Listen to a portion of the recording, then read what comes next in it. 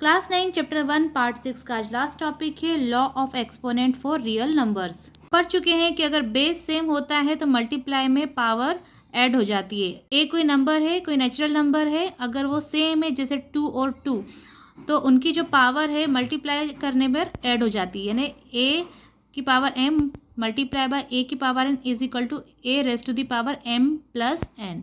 इसी तरह से एक पावर ब्रैकेट के अंदर है और एक पावर ब्रैकेट के बाहर है तो दोनों पावर का मल्टीप्लाई हो जाता है।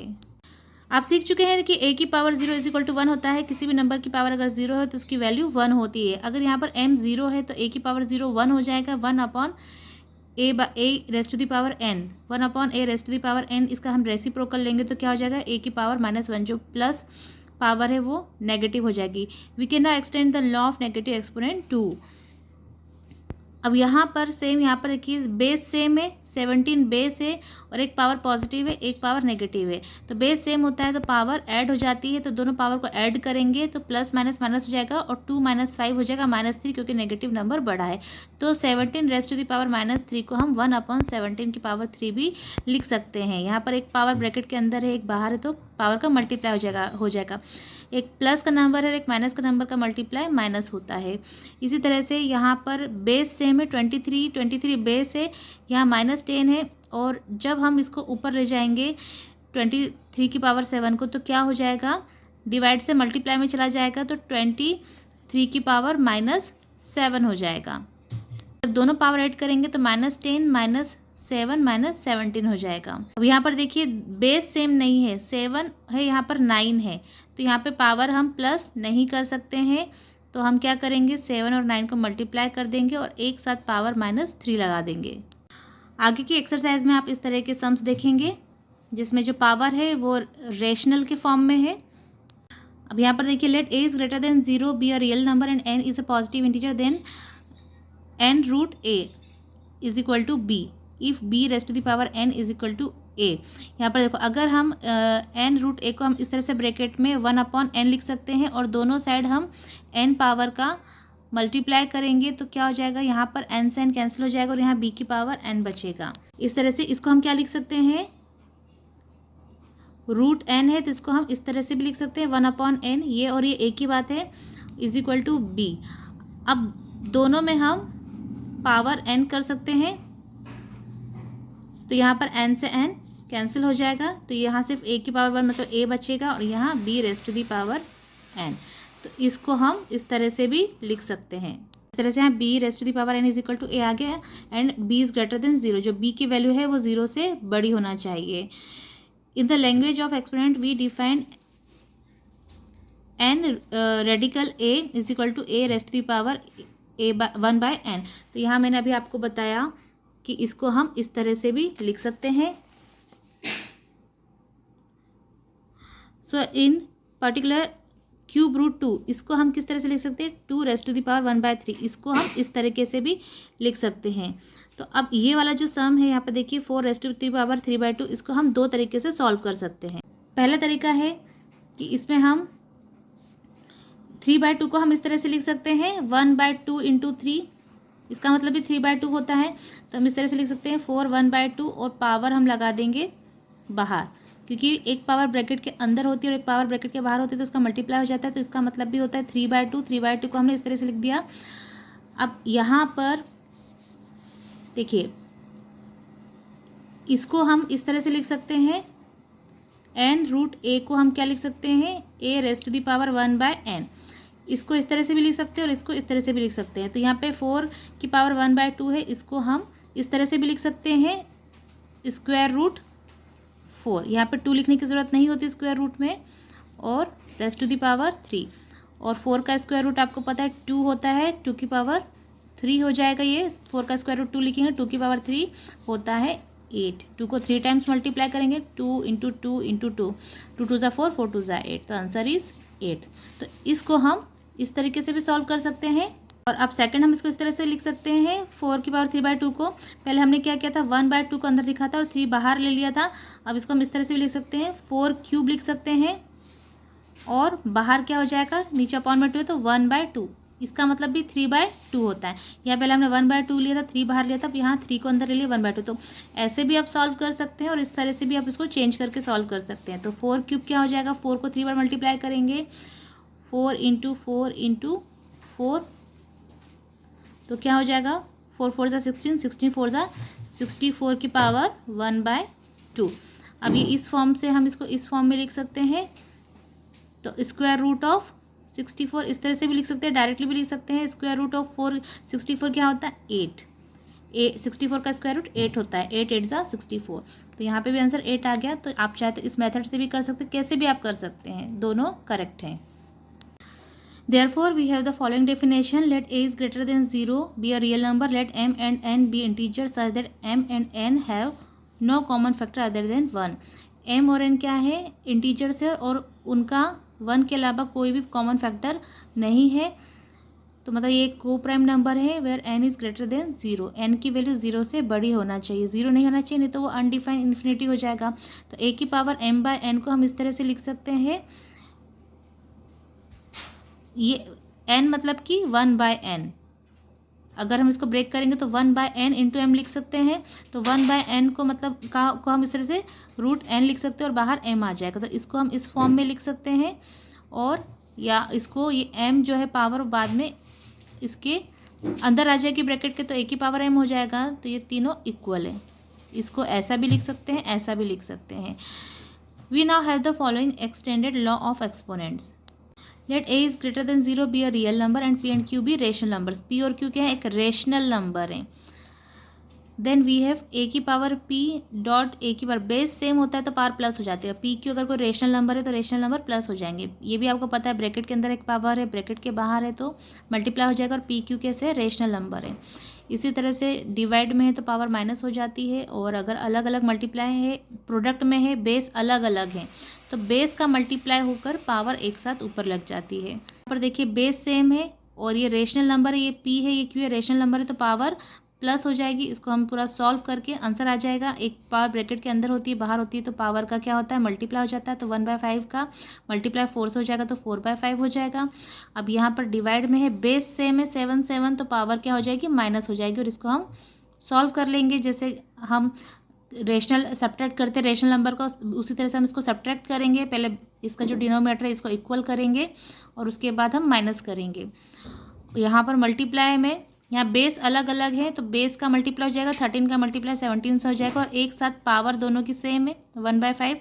तो 13 का 17 से मल्टीप्लाई 221 रेस्ट दी पावर 1/5 हो जाएगा। अब एक्सरसाइज 1.6। अब यहाँ पर a की पावर m/n, इसको इस तरह से कैसे लिखा मैं एक बार फिर से आपको बता देती हूँ।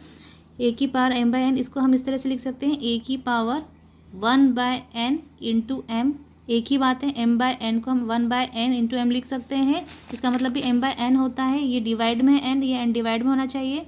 अब इस पूरे पोर्शन को हम क्या लिख सकते हैं, √a nth √a और फिर ब्रैकेट में m। तो इस तरह से इसको हम ये लिख सकते हैं, और फिर n√a की पावर m, पावर अंदर आ जाएगी। इसको ऐसे भी लिख सकते हैं।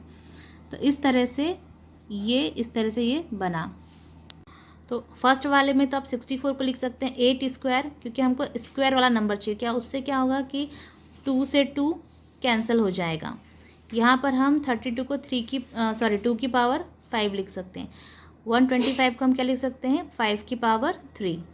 तो 125 को हम 5 की पावर 3 लिख सकते हैं। अब एक पावर ब्रैकेट के अंदर है और एक पावर ब्रैकेट के बाहर है, तो पावर का मल्टीप्लाई हो जाएगा, 3 से 3 कैंसिल हो जाएगा, 5 की पावर 1, मतलब आंसर इज 5। इसको ऐसे भी लिख सकते हैं, 125 की पावर 1/3, इसको हम क्यूब रूट 125 भी लिख सकते हैं। और उसके बाद फिर 125 का हम क्या निकाल लेंगे, क्यूब रूट।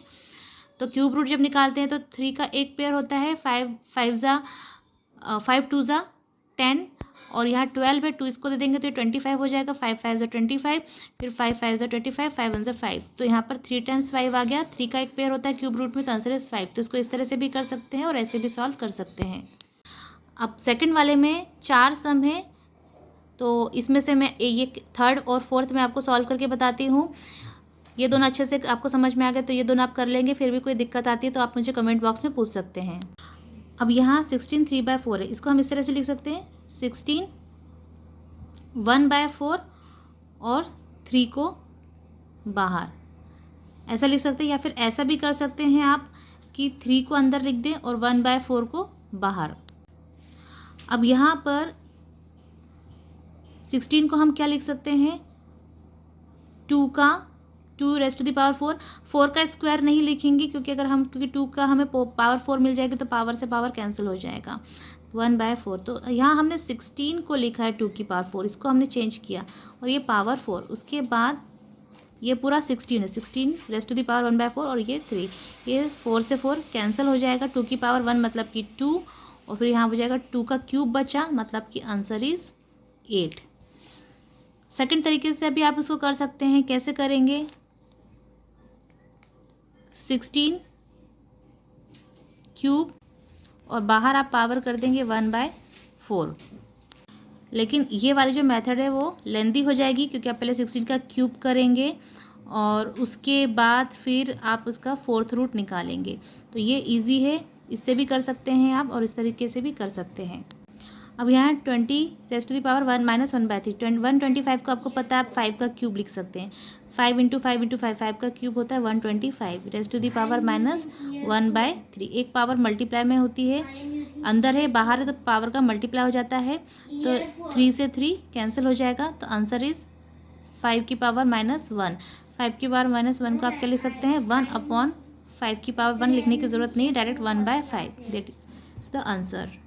अब थर्ड वाला सिंप्लीफाई। थर्ड वाले में 4 क्वेश्चन है, तो यहाँ पर देखिए बेस सेम है, तो बेस सेम होता है तो मल्टीप्लाई में पावर क्या हो जाती है, प्लस होती है। तो 2 की पावर इसको हम क्या ले सकते हैं, 2/3 + 1/5। इस तरह से पावर क्या हो जाएगी, प्लस हो जाएगी। अब यहाँ पर 2 रेशनल नंबर को ऐड कैसे करते हैं आप पिछले क्लासेस में सीख चुके। सबसे पहले देखिए कि यहाँ पर बेस दोनों का जो डिनोमिनेटर है वो इक्वल नहीं है, तो हम उसको इक्वल करेंगे। तो कैसे करेंगे, अगर मैं 5 में 3 का मल्टीप्लाई कर दूँ तो 15 हो जाएगा और 3 में हम 5 का मल्टीप्लाई करें तो 15 हो जाएगा। तो अगर इसमें मैं 5 का मल्टीप्लाई कर रही हूँ नीचे, तो मुझे ऊपर भी करना पड़ेगा। तो जब ऊपर नीचे दोनों में हम 5 का मल्टीप्लाई करेंगे तो 2 में 5 का मल्टीप्लाई करेंगे तो 10 हो जाएगा और 3 में 5 का मल्टीप्लाई करेंगे तो 15 हो जाएगा। प्लस अब यहाँ पर हमने 5 का मल्टीप्लाई किया और यहाँ पर हम ऊपर नीचे 3 का मल्टीप्लाई करेंगे क्योंकि 5 3 = 15 होता है, तो दोनों के बेस इक्वल हो जाएंगे 15 15। अभी हम ऐड नहीं कर सकते क्योंकि डिनोमिनेटर अलग अलग है, तो सबसे पहले हमें डिनोमिनेटर को डिनोमिनेटर को हमें इक्वल करना पड़ेगा। तो अब इधर मैं 3 का मल्टीप्लाई करूँगी तो ऊपर भी 3 का करना पड़ेगा, 3/3 का। आप इक्विवेलेंट रेशनल नंबर पढ़ चुके हैं, ये 2/3 का इक्विवेलेंट रेशनल नंबर है, तो ये हो जाएगा 3/15। अब दोनों के डिनोमिनेटर इक्वल हो गए हैं, तो अब हम दोनों रेशनल नंबर को प्लस कर सकते हैं। तो क्या हो जाएगा, 10 + 3 हो जाएगा 13 और डिनोमिनेटर क्या हो जाएगा 15। तो अब इसके आगे ये सॉल्व नहीं होगा, तो ये आंसर। अब यहाँ पर 1/3 की पावर 3, इसको हम क्या ले सकते हैं, ये पॉजिटिव पावर है, अगर इसको ऊपर ले जाएंगे तो क्या हो जाएगा 3 रेज़ टू द पावर -3। इसको हम उल्टा करेंगे, इसका रेसिप्रोकल लेंगे तो पावर नेगेटिव हो जाएगी और ऊपर 7। अब एक पावर ब्रैकेट के अंदर होती है और बाहर होती है तो उसका मल्टीप्लाई हो जाता है, माइनस है, ये प्लस का नंबर है, मल्टीप्लाई करेंगे तो -21, 3 7 = 21। तो ये सेकंड का आंसर हो गया। अब यहाँ पर देखिए बेस सेम है 11 और डिवाइड में पावर क्या होती है, माइनस हो जाती है, तो दोनों रेशनल पावर जो है माइनस हो जाएगी, 1/2 - 1/4। अब यहाँ पे हम सबसे पहले डिनोमिनेटर को इक्वल करेंगे, इसको हम माइनस अभी नहीं कर सकते हैं, तो हमको बस डिनोमिनेटर इक्वल करना, तो इसको हम 4 बना देंगे, तो यहाँ दोनों इक्वल 4 4 हो जाएंगे। यहाँ पर हम इसको 3 नहीं बना सकते थे, इसको 5 नहीं बना सकते थे, दोनों में हमने इसमें 5 का कर दिया इसलिए इसमें 3 का कर दिया। अब यहाँ पर हमको दोनों को, यहाँ पर इसको 4 बना सकते हैं, तो इधर इसको 4 बनाने के लिए हम यहाँ पर 2 का मल्टीप्लाई करेंगे, तो यहाँ 2 का मल्टीप्लाई करेंगे तो ऊपर भी करना पड़ेगा, तो 2/4 हो जाएगा, 2/4 माइनस, तो यहाँ पर ये 1/4 एज इट इज़। अब दोनों का डिनोमिनेटर इक्वल हो गए, अब हम माइनस कर सकते हैं, तो 11 की पावर डिनोमिनेटर क्या हो गया 4 और फिर अब माइनस कर देंगे हम न्यूमरेटर का, 2 - 1 होता है 1, तो दिस इज़ द आंसर। यहाँ पर देखिए दोनों के बेस अलग अलग है, पावर सेम है पर बेस अलग है, तो हम इसको किस तरह से लिख सकते हैं, 7 × 8 और एक साथ पावर लगा देंगे 1/2 क्योंकि दोनों की पावर सेम है, तो 7 8 = 56 raise to the power 1/2, this is the answer. तो ये एक्सरसाइज 1.6 भी कंप्लीट हुआ और अब सेकंड चैप्टर स्टार्ट करेंगे हम, पॉलिनोमियल्स। तो अगर आपको मेरे वीडियो अच्छे लग रहे हैं और समझ में आ रहा है तो चैनल को सब्सक्राइब करना ना भूलें, ताकि जो भी वीडियो मैं अपलोड करूँ उसका नोटिफिकेशन आपको सबसे पहले मिल सके।